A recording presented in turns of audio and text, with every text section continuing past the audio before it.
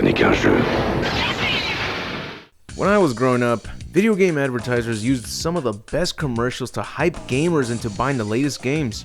And when they combine a game with a live-action skit, sometimes they'll make even the worst games look like a masterpiece. Such as this one.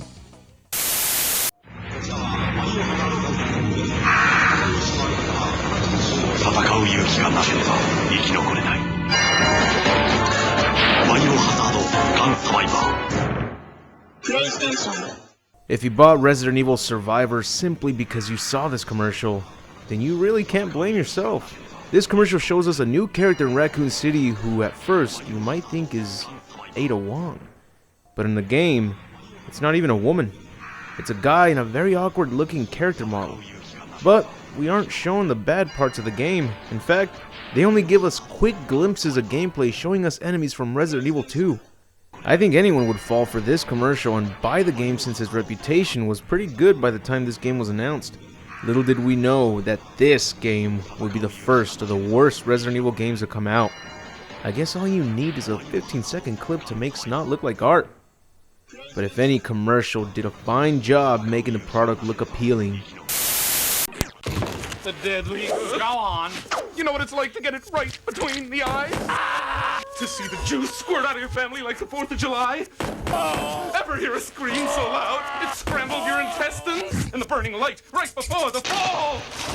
Only a pro could do this. Recognize him? That's the one! GameCom Pocket Pro, the only portable cartridge system that plays Resident Evil 2.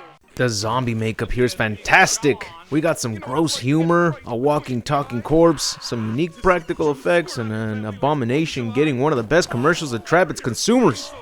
I'm sure this GameCom version would have sold a lot more if the GameCom itself wasn't so expensive and didn't have quite the bad reputation, so players would basically avoid it.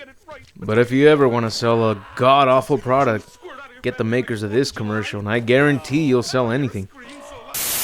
A sumptuous feast of holiday delights, gourmet treats for any occasion.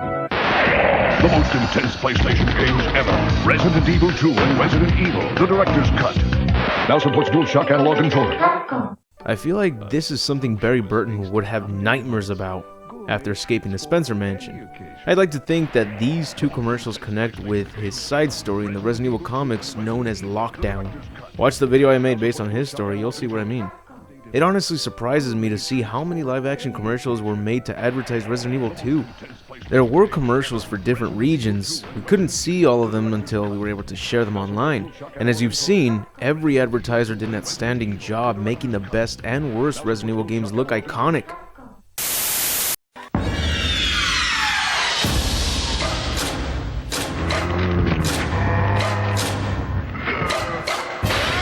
Lock the door. Turn out the lights. Pretend it's just a nightmare. The most intense survival game ever created. Resident Evil 2. Now for Nintendo 64. The PlayStation 1 and Nintendo 64 versions each got their own commercial using the same live-action clips, but different gameplay clips. They're both impressive and they do give off a spooky vibe, but there's something about the dialogue spoken in the PlayStation 1 commercial. Backup! I need backup! A rookie cop facing unspeakable evil. There's something really wrong here. These things aren't dying. I just blasted this thing, and it's still alive! One of the most anticipated games of 1998, Resident Evil 2. If the suspense doesn't kill you, something else will. Everyone's gonna die! It sounds like dialogue spoken by a character in the game. Its delivery sounds like the work of the original RE1 and 2 voice actors. But then commercial actors can also be just as bad. So who knows? All I can say is that it still has a creepy vibe, and I think it could be dialogue spoken from Officer Elliot Edward, who was only seen in a cutscene from the B scenario in the final version of the game.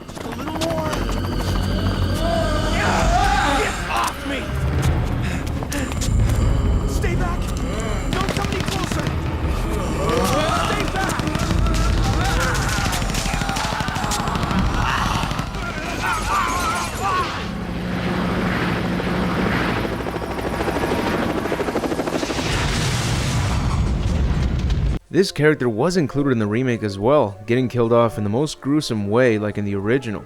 Perhaps he did have an additional scene where he calls for the helicopter evac. I mean, after all, his only cutscene in the game has him on the rooftop of the police station already waiting to be rescued. And the spoken dialogue in the PlayStation 1 commercial sounds like someone describing why he needs an immediate evac. What do you think?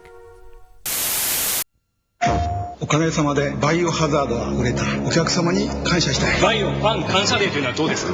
却下。さらに怖くして値下げというのは採用。怖くなって安くなったバイオハザードデュアルショックバージョン。プライステンション。 Japan's Biohazard 2 commercials had some goofy commercials promoting the DualShock edition of RE2. They're worth checking out. This one was probably a recreation of Emmy's cafe incident.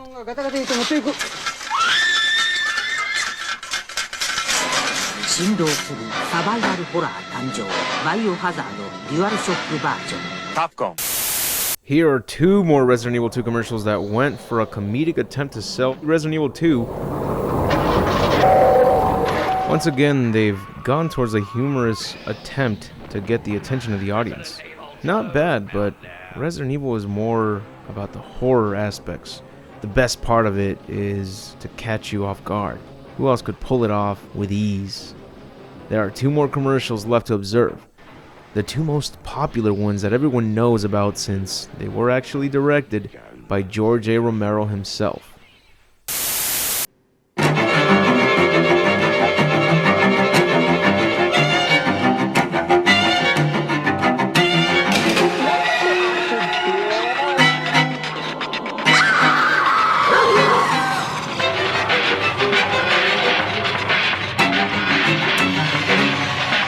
Biohazard 2.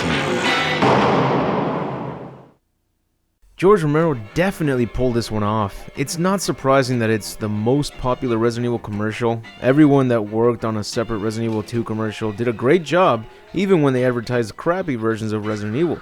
But this is a perfect rendition of what a live-action Resident Evil 2 should look like. Filming in an actual abandoned jailhouse called Lincoln Heights Jail, using the right lighting and camera tricks, giving it an old-school Hollywood feel to it, and like you'd expect, the most terrifying looking zombies you'll ever see. Romero knows how to choose a perfect makeup artists and how to promote a Resident Evil title. The commercial that centers more on Claire gives you the feeling of being trapped, having the title of the game appear as the jail cell doors close shut. That's a great way to end the commercial. But then you watch the second commercial they made and holy shit, it's even better than the previous one.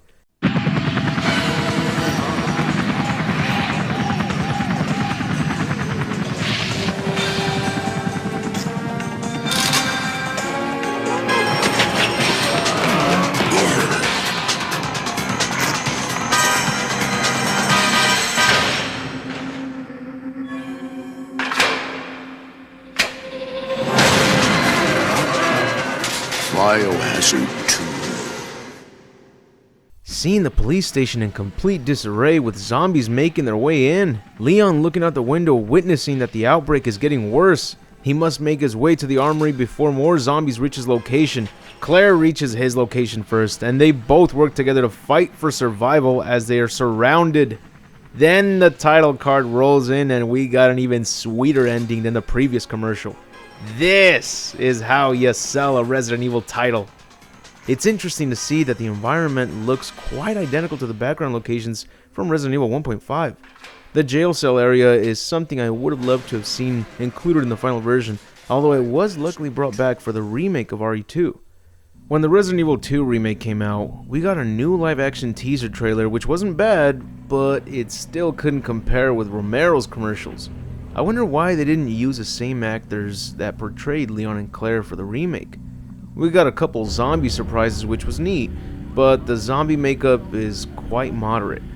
There was way more attention to detail with Romero's zombies, and the background music there had the perfect spine-chilling tone. Whereas in the remake trailer, it sounds like that generic sound that's always played in movie trailers to make something look surprising, or sound surprising. So that's not good.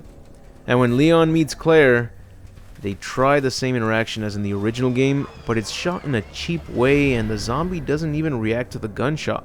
Which, by the way, isn't this the same game that shows us that a single headshot is rarely going to take down a zombie? We know that the only way a zombie in the RE2 remake is dead for sure is when its head is popped open like a watermelon. Leon and Claire both stare at the screen until it fades to black and shows the title of the game. I think this would have worked way better if the zombie Leon just shot in the head got back up and continued walking towards them. Then fade to black or begin showing the title while the screen fades to black. It's good to see that the creators of this teaser went for a live action approach like with the original game's advertising, but it's not as good as George Romero's commercials for the original RE2. But even after making these two amazingly horrifying commercials, his script was rejected for the live action film, and Paul W.S. Anderson was given the job to direct the first live action movie based on Resident Evil. We'll have to take a look at his script and do a full analysis in a separate video. But even if it wasn't as good as they expected, I'm sure it's 100 times better than the Mary Sue bullshit storylines Paul W.S. Anderson came up with. Quick announcement, everyone. Recently, YouTube's algorithm has been updated to only bring traffic to channels that are constantly uploading daily, which means that only the mediocre corporate channels such as Watch Mojo, pointless vloggers, and those who have already made a huge following will be safe from this corrupt website. Channels with hardworking creators such as this one that are struggling to make ends meet will be ignored, and the only content on YouTube will be nothing but trash content, except for the lucky few who have already got a large following. YouTube has not only made it harder for subscribers to be notified when their favorite creator recently uploaded a new video, but now even viewer engagement is becoming another issue. The algorithm detects certain words from comments and will automatically put them on the spam folder, and if I approve the comments on the spam folder, YouTube will think that I'm trying to go against its rules and regulations and punish me for giving you freedom of speech. Heck, they're still talking about removing the dislike button just because they don't like harsh criticism every time they screw up. Big companies hate when the people speak up and criticize their work or product, so they'll try to shut you up even on my YouTube channel. Here is why I want you all to join my Patreon. See, on my Patreon, it's more than just extra content without censorship. It's our domain. Sooner or later, this channel will be taken down simply because I'm against their censorship, and when that happens, I'd like to know that my Patreon has everything from my channel, including extra content and a hell of a lot more. Just by donating a single dollar, you will get instant access to all my content, including never before seen videos that could not be featured on my YouTube page. You will also get to see newer videos 1 week earlier than when they're posted on my YouTube page. You get access to my Patreon only feed, you get to see your name on the outro of every new video, and you can even send fan art that'll be next to your name on the outro of new videos. Yeah, all this for only donating $1. Most channels would prefer putting these reward tiers as their $5 or even $10 to $20 donation rewards. But I want everyone who supports the channel to get all these rewards, even if you're only donating the smallest amount, because this is how much of a difference you are making when you're supporting my channel. Your donation means so much, and you deserve so much for your contribution. For the bigger donations, such as the $5 tier rewards, you'll get everything from the $1 tier rewards as well as commentary videos on my work, like describing how I put together the Birkin vs. Nemesis fights, and you can also get featured in a new video by taking a short video clip of yourself telling me which video is your favorite and what future videos you're looking forward to. Then for the $10 tier rewards, you get everything from the $1 to $5 tier rewards, and you get to choose what video you'd like to see next. Also, if you have a PS4 or a Switch, let me know your gamer tag and we can join teams on whatever games we both have. If you have any questions, just send me a message on my Patreon and you'll immediately get a response from me. So with that said, that's it for the video. If you enjoyed it, be sure to leave a like, share, and subscribe if you haven't. But most importantly, be sure to turn on notifications because YouTube won't bother to do its job even if you're subscribed. Also, I'd like to give a big thanks to all my Patreon supporters. If you're a Patreon supporter, check out the exclusive videos on my Patreon. Go support the channel, which is only $1. Sacrifice that McChicken for extra quality content, my friend. But anyways, I'll see you on the next video, and remember to have an awesome day.